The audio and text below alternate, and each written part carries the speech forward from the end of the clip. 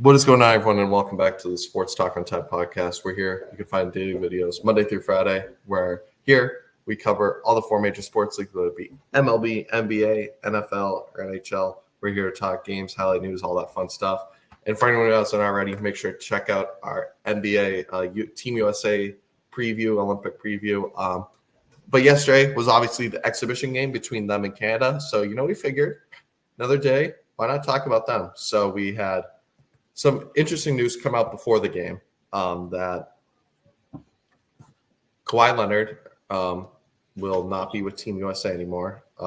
He's going to, get ready for the NBA season. But what I think it is mainly the knee injury. I think it's still bugging him.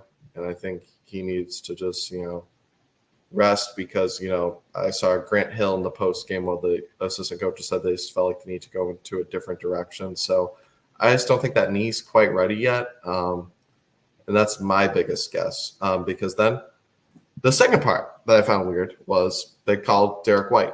Derek White, obviously, really good player. But at the end of the day, Jaylen Brown tweeted out the eye rolling, confused face kind of why he isn't getting called. And I found that really weird. Or, kind of anyone else, because I feel like, Jalen Brunson would have been a nice fit on the squad, really.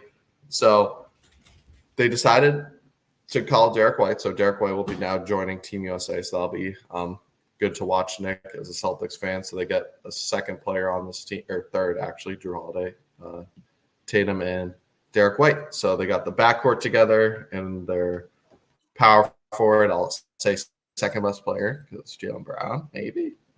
But they got the gang together again, so that'll be kind of nice. But, yeah, really weird situation. Kawhi kind of stepping down. So, I think that knee just isn't healthy. And I think it's honestly best for Kawhi not to compete in something like this because just the way he's dealt with injuries the last couple of years, I mean, this is going to be a grind. And as we learned, if anything, from the friendly, it's not going to be,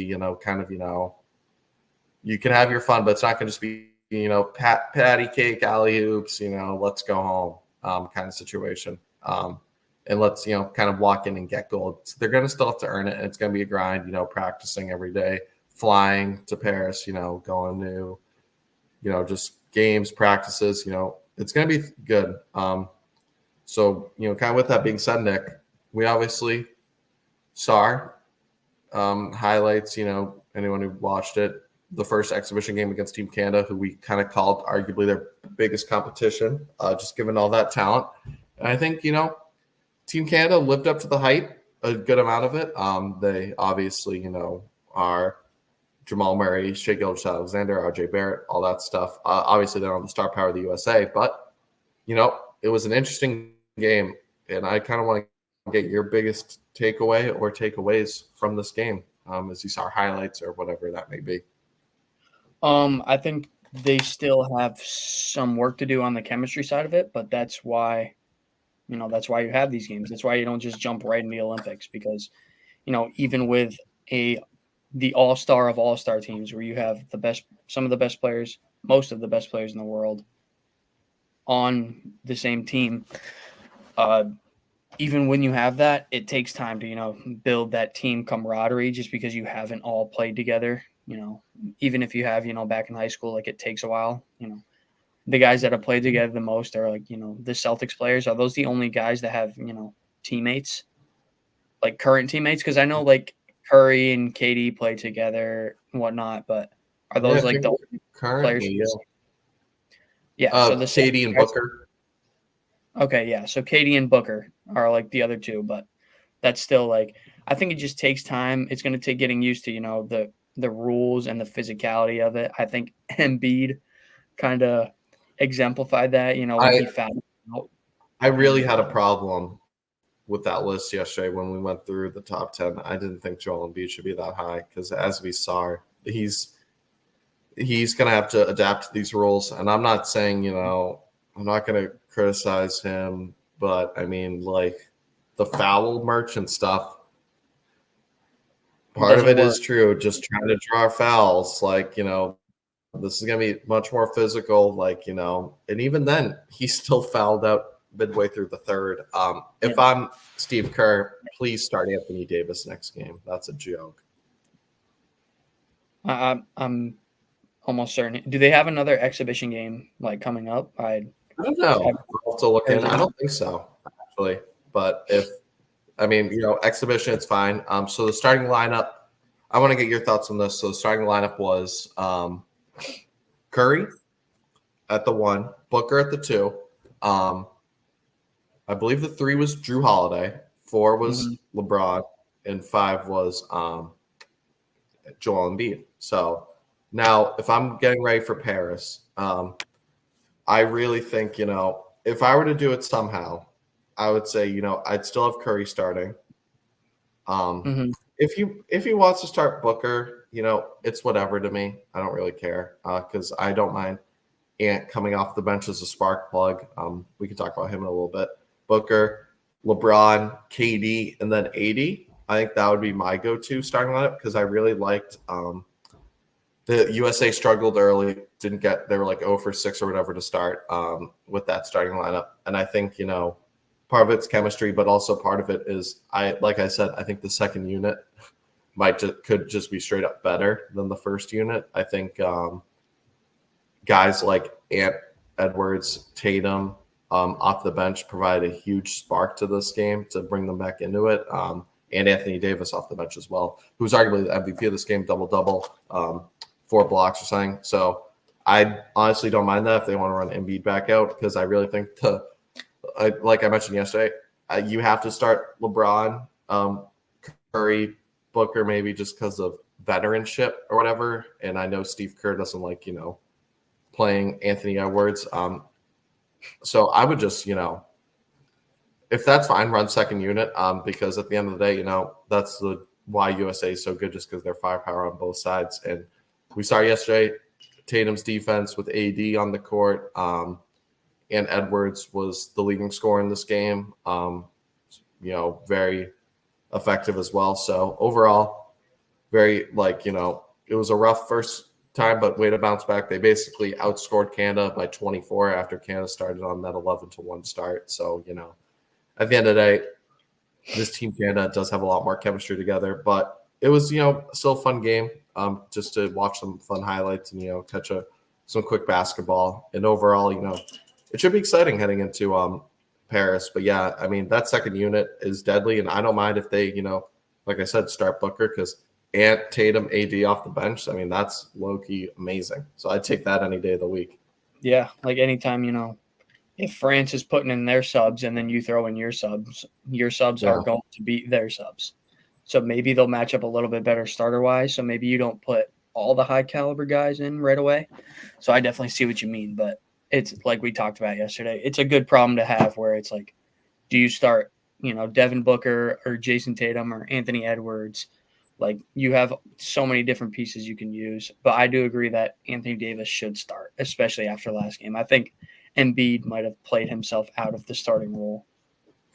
It's just like, dude, fouling out in the third quarter, nonetheless. And these are 10-minute quarters, game, bro. In an exhibition game, like it's not. Well, the things aren't going to get us called. And I just see him trying to flop a shot, and it's like, dude, just please stop, dude, you're embarrassing our country. We literally just be known as the people. Who someone tweeted, I kind of want to root against our country so Embiid just doesn't win anything. So that is the kind of polarizing character Joel Embiid is. Overall, I think that'd be the biggest main takeaway is just start AD. There's no point because regardless of who you think, can score more free throws in the NBA regular season, obviously if you want to win though this gold, I think, starting AD is the safest bet just because of what he does defensively and still he's very efficient offensively and he has that chemistry with LeBron on teammates.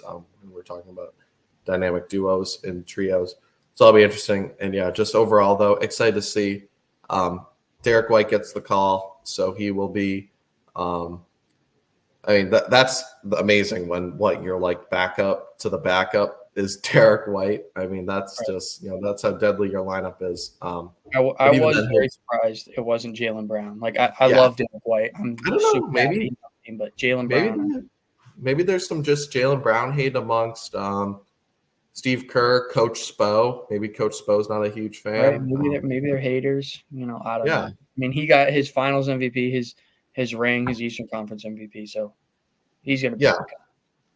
Wait, who are you saying that for? I was just saying Jaylen Brown's gonna be okay. Like I know it's an honor to play for the Olympic team, and if I'm Jaylen Brown, get some rest before this season, because I think Derek White's game age is kind of good. He's kind of just a three-point shooter, and then hard defense, but he's just doing it all. So kind of let him let loose there. Mm-hmm. It's just another chip on the shoulder for Jaylen Brown, though. I mean, people were already kind of letting him hear it with the left hand and the couldn't win a ring and all that. So, did we crash? Uh-oh. Can you hear me? Yeah. No, we'll crop that out. Yeah.